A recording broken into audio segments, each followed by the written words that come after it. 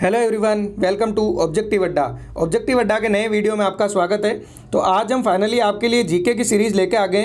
खूब सारे स्टूडेंट का टेलीग्राम में जो ग्रुप बना हुआ है वहाँ पे भी बार बार मैसेज आ रहा था कि सर एसएसबी का कुछ करवाओ, एसएससी जीडी का कुछ करवाओ। तो आज आपके लिए हम सीरीज़ लेके आ गए। अब से ये जीके की सीरीज़ कंटिन्यू होगी, लेकिन आज का जो वीडियो है इस वीडियो को आप डेमो वीडियो के जैसे ही समझ सकते हो, क्योंकि इसमें जो भी एक आपसे पूछा जाएगा कि आपको किस हिसाब से सीरीज करनी है। जैसे आज जो अपन क्वेश्चन लेके आए हैं वो सारे के सारे क्वेश्चन ही आपको वन लाइनर के अंदर करवाए गए। अगर आपको वन लाइनर की बजाय ऑब्जेक्टिव क्वेश्चन करने हैं तो आप कमेंट बॉक्स में बता देना कि हमें वन लाइनर नहीं, सारे के सारे क्वेश्चन ऑब्जेक्टिव करने। इसके अलावा अगर आप चाहते हो कि हम फुल डिटेल के साथ में क्वेश्चन डिस्कस करें या फिर जो क्वेश्चन में दिया हुआ वही डिस्कस करें, वैसे क्या होगा कि इस सीरीज के अंदर अपन 15 से लेकर 20,000 क्वेश्चन के आसपास डिस्कस करने वाले हैं। तो जीके में आपके कुछ भी बाहर नहीं जाएगा इस सीरीज से। तो आप ये बता देना कि एक एक क्वेश्चन, जैसे सारे के सारे क्वेश्चन वैसे आ जाएंगे, या तो यही एक साथ ही सारे जितना भी उस क्वेश्चन से रिलेटेड जो भी चीज़ें होती है यही डिस्कस करनी है, या फिर जैसे जैसे आगे क्वेश्चन आएंगे वैसे वैसे पढ़ते जाएंगे। तो ये भी आप कमेंट बॉक्स में जरूर बता देना।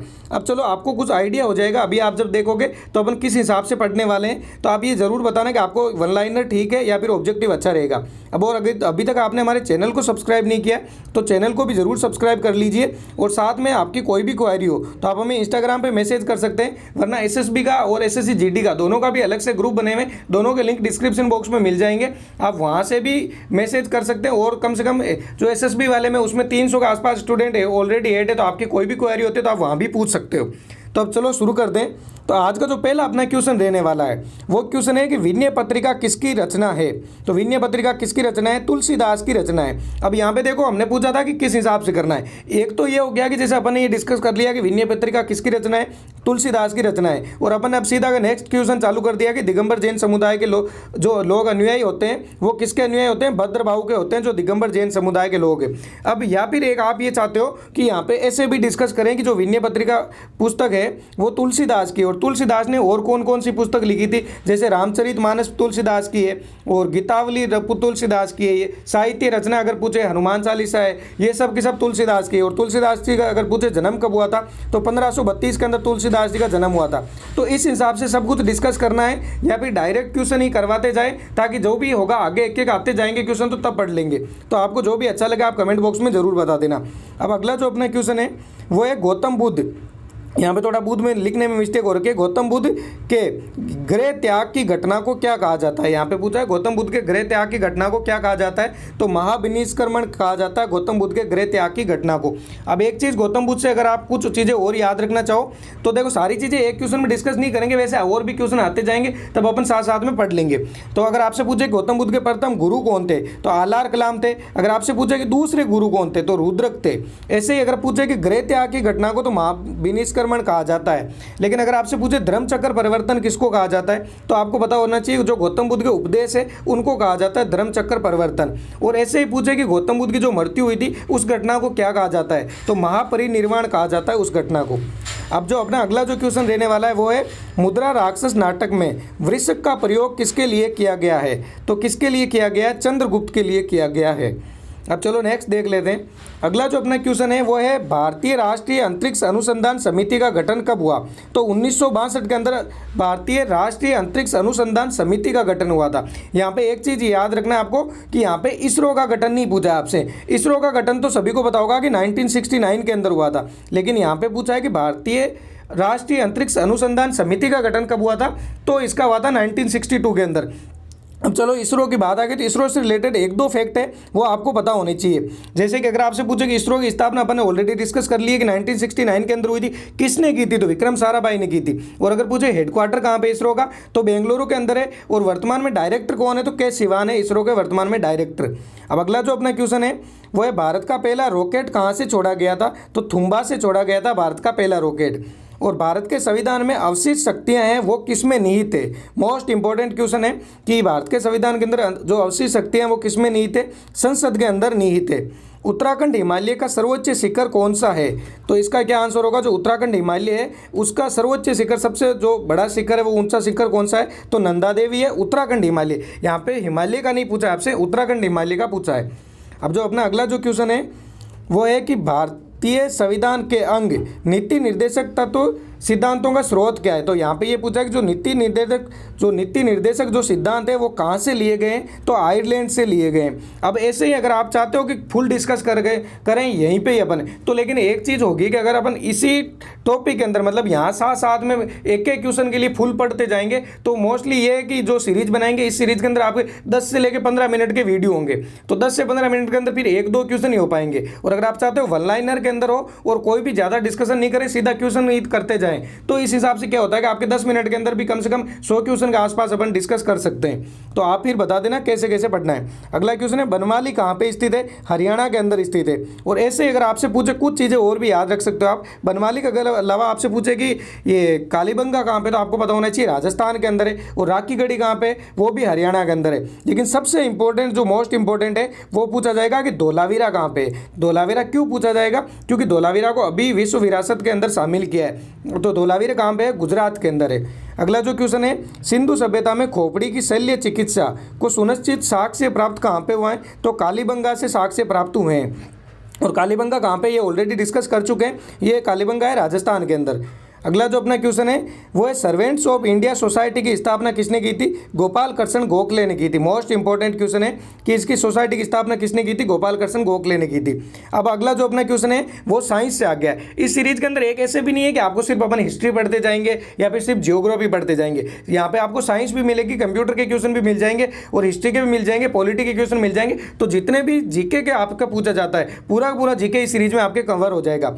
अब एक कान नाक गले की जो जांच करने वाला है उस डॉक्टर को क्या कहा जाता है, तो वो जो डॉक्टर होता है कान नाक गले का, वो डॉक्टर कौन सा दर्पण काम में लेता है, तो अवतल दर्पण काम में लेता है। ये आपको पता होना चाहिए।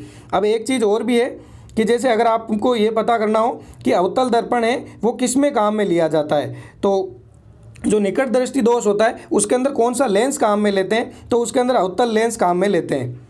अगला जो अपना क्वेश्चन है, ऋग्वेद में ऐसी कन्याओं के उदाहरण भी मिलते हैं जो दीर्घ काल तक अथवा आजीवन अविवाहित रहती थी, ऐसी कन्याओं को क्या कहा जाता है, तो अम्माजू कहा जाता है। ऐसी कन्याओं को जो पूरी लाइफ के अंदर शादी नहीं करती थी उन कन्याओं को क्या कहा जाता है, अम्माजू कहा जाता है।